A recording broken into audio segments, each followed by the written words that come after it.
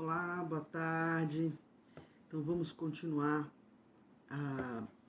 mais um capítulo, né, do livro Nosso Lar, que é uma das obras mais importantes, na minha opinião, porque André Luiz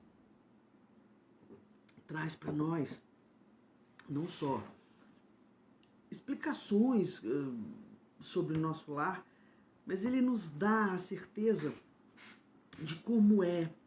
Ele traz para nós dados que até então não existiam, não eram do nosso conhecimento. A gente sabia, pelo Livro dos Espíritos, pelo Pentateuco, pela obra kardeciana, a gente sabia o que nos aguardava, mas não nesse nível de detalhamento. Então, lembrando que no domingo passado a gente estava no capítulo 4, só fazendo um feedback rápido, o André, ele desencarna, vai parar nas zonas umbralinas e passa de 7 a 8 anos lá, meio que sem entender o que estava acontecendo com ele. E sempre sendo chamado de suicida, o tempo todo ele é acusado de suicida. Ele é resgatado por Clarencio, é levado para nosso lar. E lá ele começa a se refazer e aos poucos ele vai recobrando a consciência dele. Do que aconteceu, do desencarne dele, ele vai se lembrando.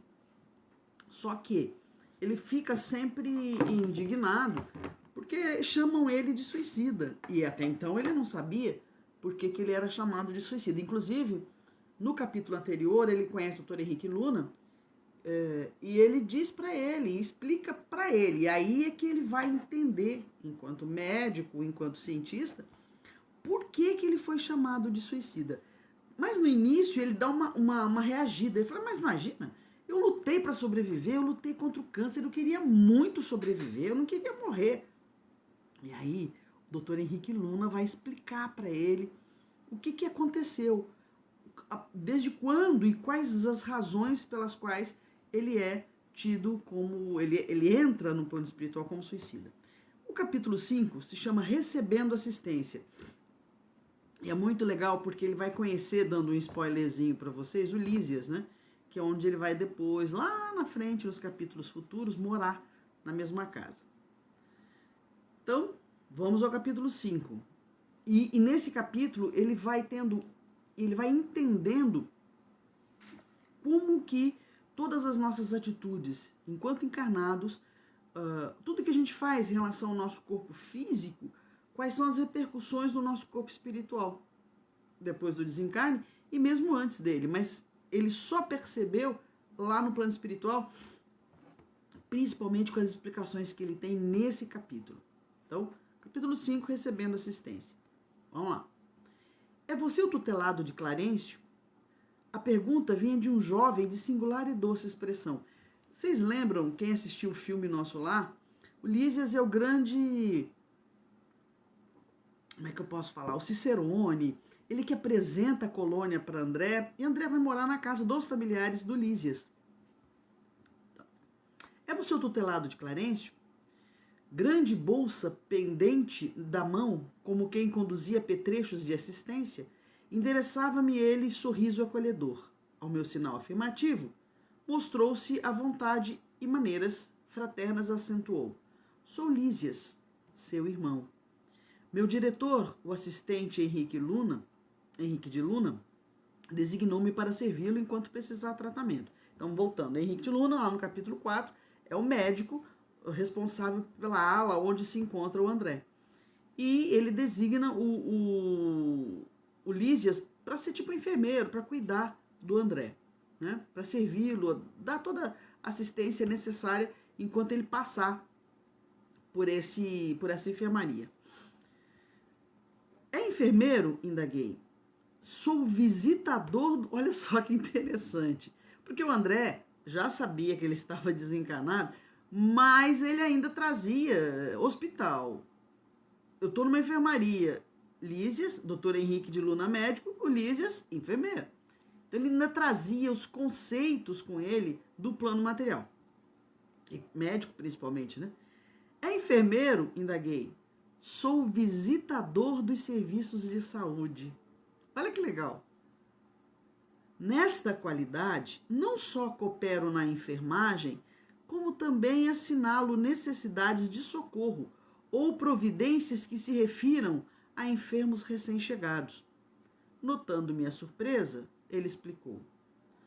Nas minhas condições, há numerosos servidores em nosso lar. Então, como eu, tem muitos aqui no nosso lar.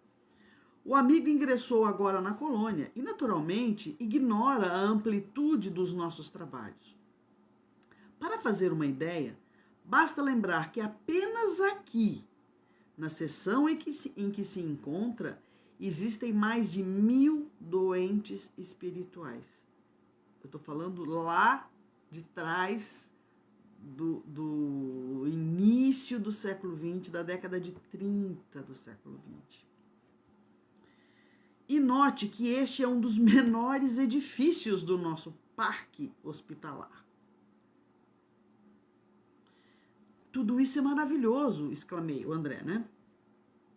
Adivinhando que as minhas observações iam descambar para o elogio espontâneo, olha só, presta bem atenção nessa parte. Lísias começou a perceber que o André ia tecer elogios a ele. E lá eles não precisam disso, até pela própria evolução do Lísias, né? Ele adivinhando que as minhas observações iam descampar para o elogio espontâneo, Lísias levantou-se da poltrona a que se recolhera e começou a auscultar-me atento, impedindo-me um agradecimento verbal. Então ele foi lá, auscultou ele para cortar a intenção, ele captou a intenção do André de elogiar.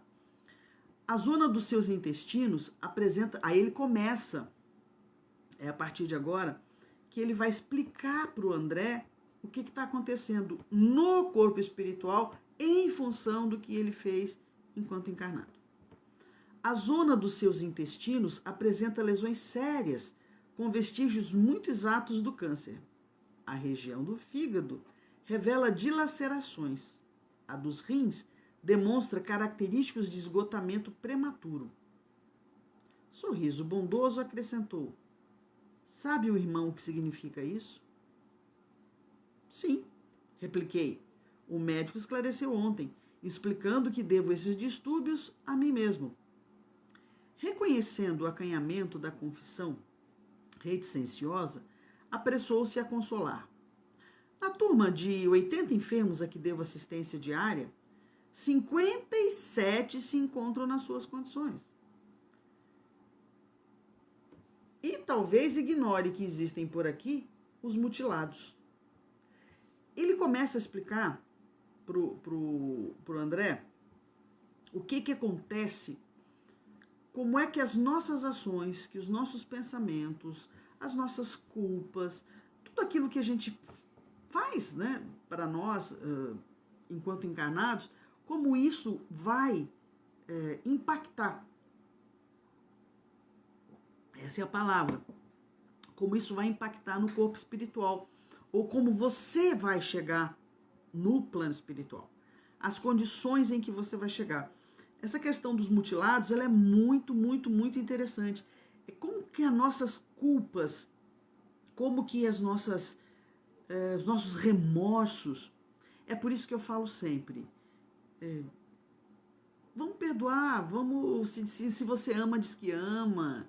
E se você sente que tem dificuldade na relação com alguma pessoa, tenta se tornar, eu não digo amar dedicadamente essa pessoa, mas tenta entender as razões dela. Porque quando a gente desencarna, e o nosso lar, ele é muito explícito, ele é categórico nisso, aqui, em especial nesse capítulo, vocês vão observar como é que o nosso plano mental, nossa psicosfera vai influenciar. Vamos lá. Por aqui os mutilados. Já pensou nisso? Sabe que o homem imprevidente que gastou os olhos no mal, aqui comparece de órbitas vazias? Então, o homem que gastou os olhos no mal, usou a visão para sacanear, para prejudicar. Eu não sei de que forma, mas se você desencarna achando que os seus olhos É aquela parte que está no Evangelho. Seu olho é motivo de escândalo, arrancai-o. E aí as pessoas vão para o plano espiritual sem o globo ocular, com as órbitas vazias. Como se, imagino, né, num último recurso de tentativa de autopreservação, eu deixo os meus olhos para trás porque eles foram terríveis para mim, e provavelmente esse espírito volta numa encarnação posterior cego, por opção, por escolha, enfim. Que o malfeitor interessado em utilizar o dom da locomoção fácil nos atos criminosos experimenta a desolação da paralisia quando não é recolhido absolutamente sem pernas? Quer dizer, o cara não morreu sem as pernas, mas ele entra no plano espiritual sem elas. Ou ele não teve nenhuma doença do sistema nervoso, mas a culpa faz com que ele entre no plano espiritual paralítico, ou até mesmo sem plasmar, sem as pernas plasmadas, né? Que os pobres obsediados nas aberrações sexuais costumam chegar em extrema loucura? Identificando minha perplexidade natural, prosseguiu. Nosso lar não é a estância de espíritos propriamente vitoriosos, se conferirmos ao termo sua razoável acepção. Quer dizer, nosso lar parece aquela coisa, né, saudosa, da casa da mamãe, da casa do vovô, da vovó, onde a gente morava, onde a gente era feliz. Mas quando você pensa em nosso lar, por isso que eu acho legal, tem muito espírito que quer morar e viver em nosso lar. Mas esquece que essas enfermarias fazem parte de nosso lar. Não só a casa de Lísias, não só a cidade, a colônia é muito bonita em si, mas ela tem essas partes, né? Então, antes da gente ir para os jardins de nosso lar, antes da gente passear, perambular por lá, provavelmente nós vamos estagiar nessas enfermarias. Sabe-se lá como? Nosso lar não é a instância de espíritos propriamente vitoriosos, se conferirmos ao termo sua razoável acepção. Somos felizes porque temos trabalho, e a alegria habita cada recôndito, cada recanto da colônia, porque o Senhor não nos retirou o pão abençoado do serviço. Então, assim, mesmo não sendo um lugar dos seres angelicais, dos seres evoluídos, muitas vezes a gente acha que quem está lá em nosso lar é espírito evoluído. Não, são espíritos em evolução tanto quanto nós. Porém, já por um tempo que eles passaram por lá, eles já foram recobrando a consciência, já foram entendendo coisas que o André começa a entender agora, para mais tarde colocar em prática como um trabalhador do nosso lar. Somos felizes porque temos trabalho. Aproveitando a pausa mais longa, exclamei sensibilizado. Continue, meu amigo, esclareça-me. Sinto-me aliviado e tranquilo. Não será essa região o departamento celestial dos eleitos? Lísia sorriu e explicou. Recordemos o antigo ensinamento que se refere a muitos chamados e poucos escolhidos na terra. E vagueando o olhar no horizonte longínquo, como a fixar experiências de si mesmo no painel das recordações mais íntimas, acentuou. As religiões no planeta convocam as criaturas ao banquete celestial. Em sã consciência, ninguém que se tenha aproximado um dia da noção de Deus pode alegar ignorância nesse particular. Essa afirmativa do Lísias, ela é de uma profundidade, de uma importância. Eu posso até não seguir nenhuma religião, eu posso não... Enfim, mas a partir do momento em que eu me aproximei de Deus em algum dia, tendo a noção do que ele significa, eu não posso alegar mais ignorância. A nada, a nenhuma das minhas atitudes. Incontável é o número dos chamados, meu amigo. Mas onde os que atendem ao chamado? Com raras exceções, a massa humana prefere aceder ao outro gênero de convites. Gasta-se a possibilidade nos desvios do bem. Agrava-se o capricho de cada um. Elimina-se o corpo físico a golpes de irreflexão. Olha só. Elimina-se o corpo físico a golpes de reflexão, de irreflexão. Quer dizer, a cada atitude sem pensar da nossa parte, não necessariamente contra o nosso corpo, atentado contra o nosso próprio corpo, mas as nossas atitudes sem refletir, isso influi em pensamentos e sentimentos, nós vamos golpeando o nosso corpo físico. Resultado? Milhares de criaturas retiram-se diariamente da esfera da carne em doloroso estado de incompreensão. E é verdade. Eu, quando participo de reuniões mediúnicas,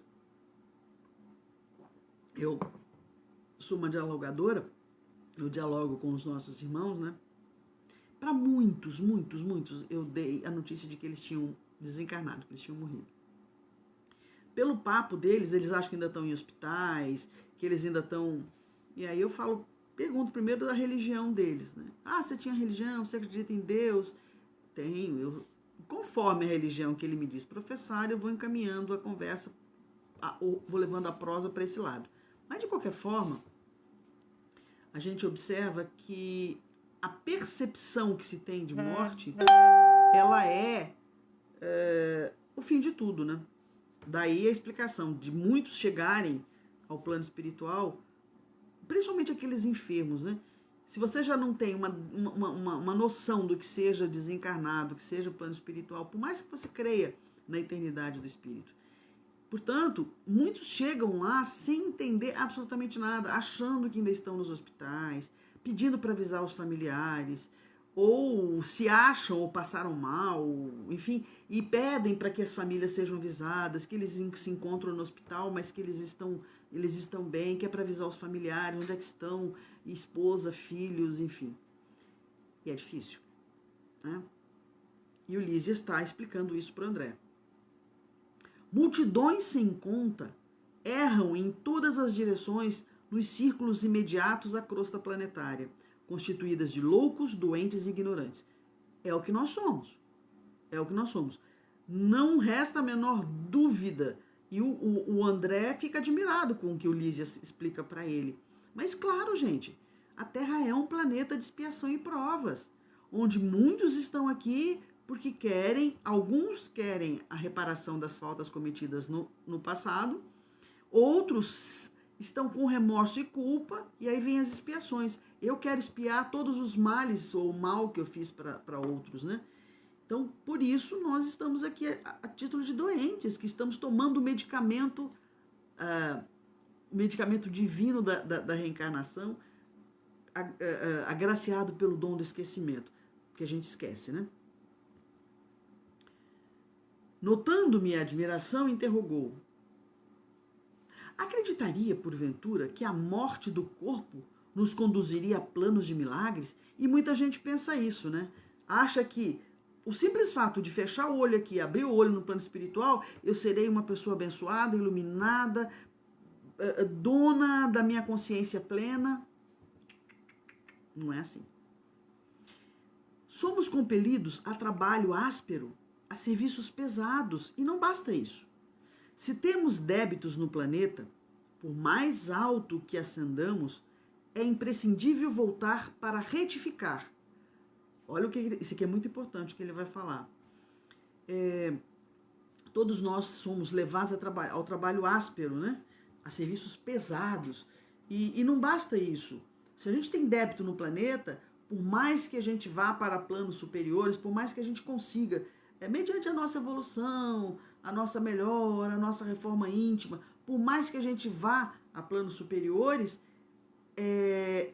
eu sempre vou precisar voltar para retificar, ou seja, consertar, lavando o rosto no suor do mundo. Olha que lindo, lavando o rosto no suor do mundo, desatando algemas de ódio e substituindo-as por laços sagrados de amor. Não seria justo impor aos outros a tarefa de moldar o campo que semeamos de espinhos com as próprias mãos. Então, não é justo, né, impor aos outros essa tarefa.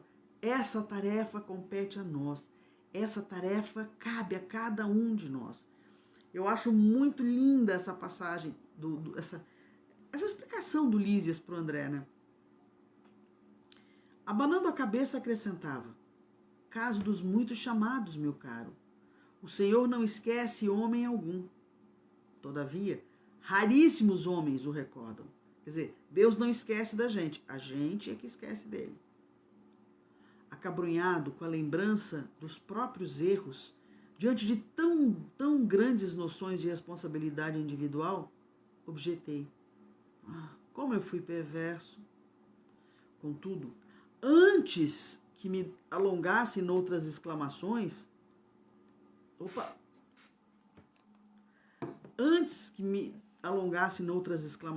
o visitador, Lísias, né, colocou a destra carinhosa em meus lábios, murmurando: cale-se, meditemos no trabalho a fazer. No arrependimento verdadeiro, é preciso saber falar para construir de novo. Vou repetir.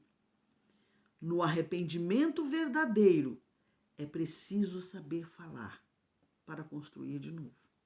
Então, nós precisamos nos arrepender de verdade. Em seguida, aplicou-me passes magnéticos atenciosamente, fazendo os curativos na zona intestinal, e esclareceu: não observa o tratamento especializado da zona cancerosa? Pois note bem, toda medicina honesta é serviço de amor, atividade de socorro justo. Mas o trabalho de cura é peculiar a cada espírito. Então, uma coisa é a medicina, é o trabalho do médico. A outra é a cura, que é peculiar a cada espírito. O que ele quer dizer com isso? Cada espírito vai ter a sua cura de acordo com a sua dosagem de arrependimento. E isso se estende não só ao plano espiritual, mas também ao plano material, tá? Também ao plano material. Meu irmão, será tratado carinhosamente. Sentir-se-á forte como nos tempos mais belos da sua juventude. Trabalhará muito e, creio, será um dos melhores colaboradores em nosso lar. Entretanto, a causa dos seus males persistirá em si mesmo, até que se desfaça dos germes de perversão da saúde divina que agregou ao seu corpo sutil pelo descuido moral e pelo desejo de gozar mais que os outros. Veja, Lísias fala assim: eu tenho certeza que você vai ser um grande colaborador de nosso lar. E que você vai se sentir bem aqui, como se você fosse jovem. O seu bem-estar vai se assemelhar aos seus bons tempos de juventude física na Terra. Mas os seus males, eles irão continuar, até que se desfaçam os germes de perversão da saúde divina que agregou ao seu corpo sutil pelo descuido moral e pelo desejo de gozar mais que os outros. Então, por mais que ele trabalhe, é o que ele dizia antes, por mais que eles vão, os espíritos, a gente ascenda para as zonas superiores, se eu tiver algum, é como diz o outro, né? Ninguém fica, não vou deixar rastro. Rabo para trás ninguém deixa. A gente tem que voltar e limpar. É o que ele está dizendo para o André. Por mais que ele trabalhe e que ele tem certeza de que ele vai ser, como de fato foi, um grande colaborador em nosso lar. Porém, vai persistir enquanto ele tiver com aqueles germens, né? Os hábitos. Reforma íntima no plano espiritual, trocando em miúdos. A carne terrestre onde abusamos é também o campo bendito onde conseguimos realizar frutuosos trabalhos de cura radical, quando permanecemos atentos ao dever justo. Meditei os conceitos, ponderei a bondade divina e, na exaltação da sensibilidade, chorei copiosamente. Lísias, contudo, terminou o tratamento do dia com serenidade e falou: quando as lágrimas não se originam da revolta, sempre constituem remédio depurador. Chore, meu amigo, desabafe o coração e abençoemos aquelas beneméritas organizações microscópicas que são as células da carne na terra, tão humildes e tão preciosas, tão detestadas e tão sublimes pelo espírito de serviço. Sem elas, que nos oferecem templo à retificação? Quantos milênios gastaríamos na ignorância? Assim falando, afagou-me carinhosamente a fronte abatida e despediu-se com um beijo de amor.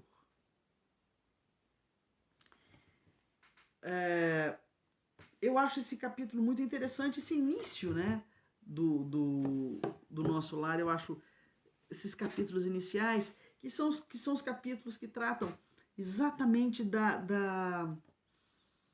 despertar da consciência do André.